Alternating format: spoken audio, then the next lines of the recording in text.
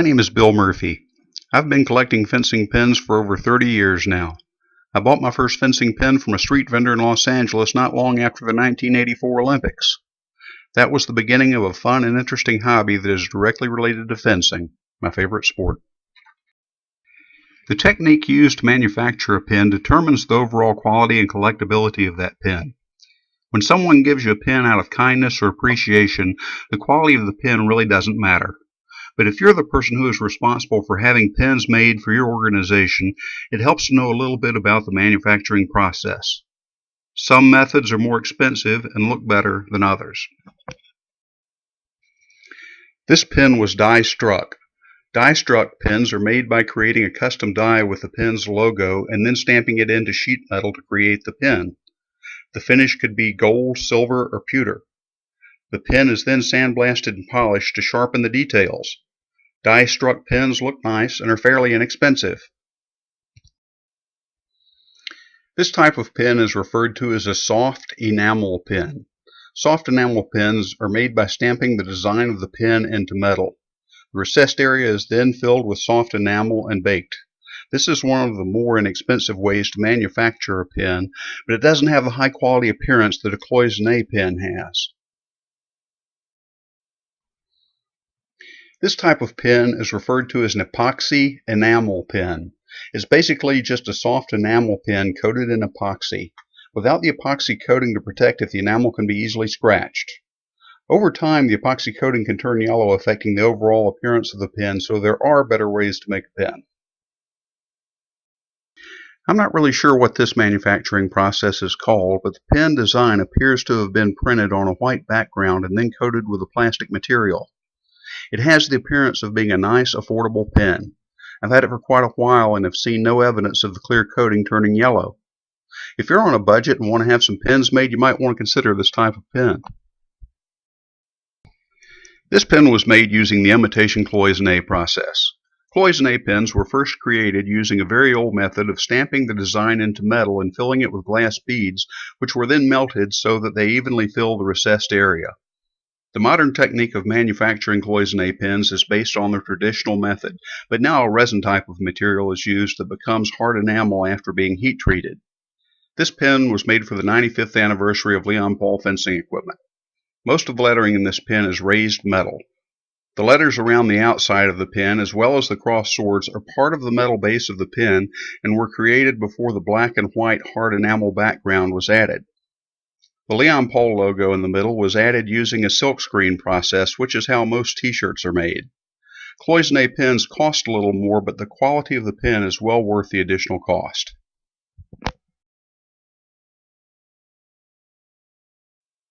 The vast majority of pins that I've collected fall into one of these 8 categories. Some categories are more collectible than others, with Federation pins and team pins being at the top of the list.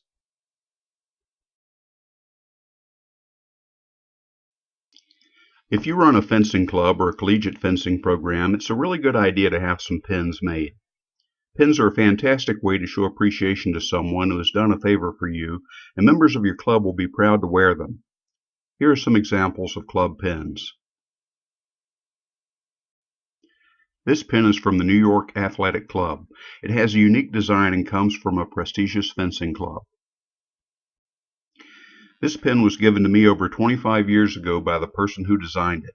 I consider this pin to be collectible for several reasons, one of which is that the club has a strong saber program, yet foils appear in the logo.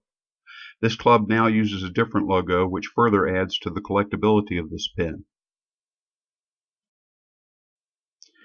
This pin was made for the Georgia State University Fencing Club. It was given to fencers when they joined the fencing club after having completed the introductory fencing class.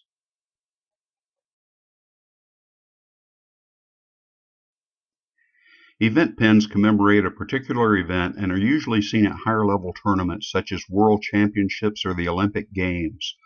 I tend to classify pins as either being Olympic related or non-Olympic related because a lot of pins are made during an Olympic year.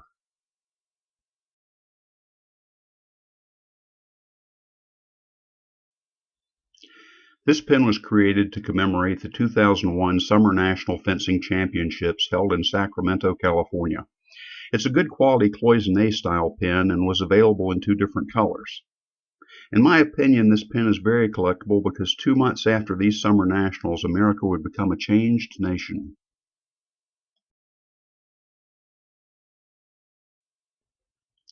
This pen commemorates the 2006 World Fencing Championships held in Torino, Italy.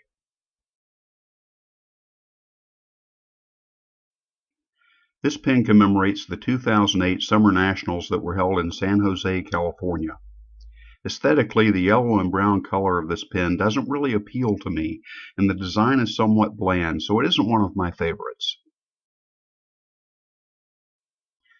This pen was designed for the 1985 National Championships held in New York City at Manhattan College, hence the Big Apple. It was a very popular, well-designed pen.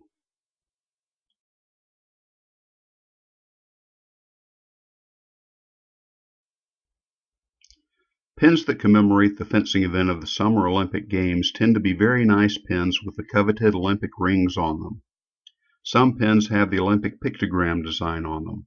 Each Olympic Games organizing committee designs a logo known as a pictogram that represents each sport. This is done so that language barriers will not be a problem for people trying to locate the competition venue for a specific sport.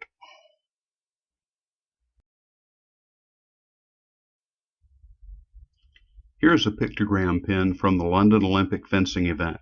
This pen was only available at the Excel Center, which was the competition venue. Pens from the Olympic Games fencing event are very collectible. Many of them are limited edition and often hard to find unless you actually attended the event or know someone who did.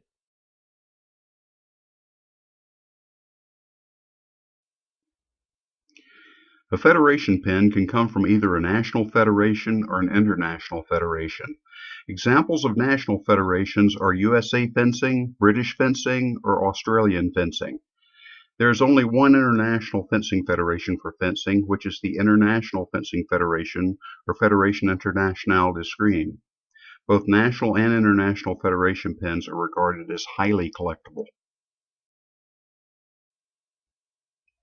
These are some older U.S. Fencing Association pens. These are collectible because the name of the organization is now changed to USA Fencing and the logo has changed several times over the years. These National Federation pens are from Canada Fencing, French Fencing, and Japan Fencing.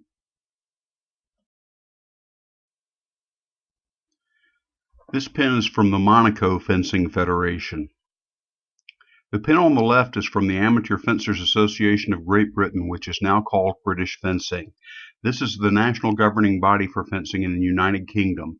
Each country in the UK also has its own federation. On the right is an England fencing pen.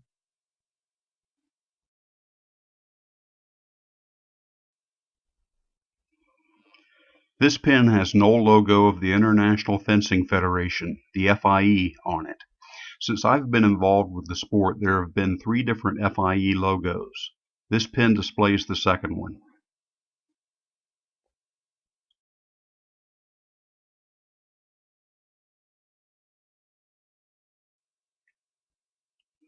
Mascot pens are usually only found at large international fencing events such as the Olympic Games or maybe World Championships. I'd never been much of a mascot pen collector, but while preparing for this video I found that I had quite a number of them, and I knew quite a bit about them, or at least I have some strong opinions about them. I've decided to do a second video on mascot pens, but here are a couple just to give you an idea.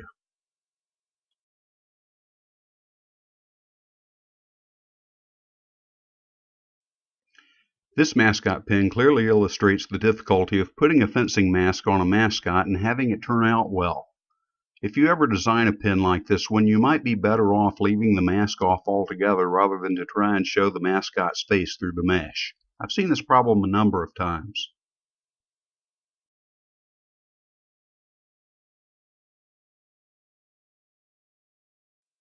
Pride the Lion is the official mascot of the British Olympic Association and is a nice, high-integrity mascot. He does appear to be wearing a mask, though, and they might have done well to leave the mask off altogether. Still, this is a nice cloisonne-style pen.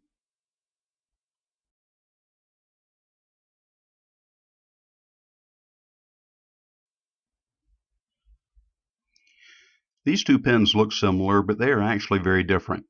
The pin on the top was brought to me from the 2016 Rio Olympics.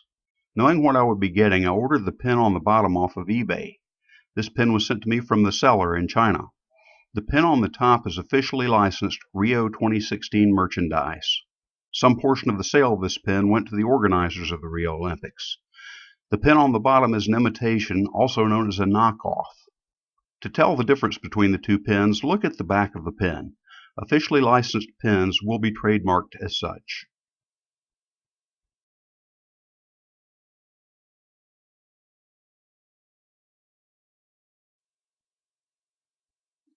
There are a number of ways to get fencing pins for your collection. Obviously, eBay is the fastest and easiest way to get a pin, but that really takes the fun out of collecting them, so I rarely buy pins on eBay. The best place to look for pins is at a fencing tournament. Wear one or two so that people know you are a collector. Eventually, you'll find yourself in a conversation with another pin collector. If you are lucky enough to earn a spot on your national fencing team, World Championships and the Olympic Games are the prime events for pin collectors. Just put a pin on your accreditation lanyard and wait for someone to offer to trade you a pin for it. At the Olympic and Paralympic Games, a lot of pin trading takes place in the village at the dining hall. Additionally, Coca-Cola usually has a pin trading tent at these events, and you can buy some nice pins there. But when trading with the general public, make sure that it's a fair trade. An Olympic team pin may be worth its weight in gold. Think of your pins as being either a keeper or a trader. The keepers go into your personal collection, and the traders can be traded for another keeper.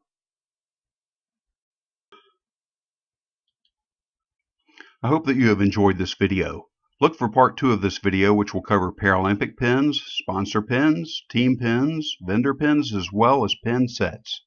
Thank you for watching.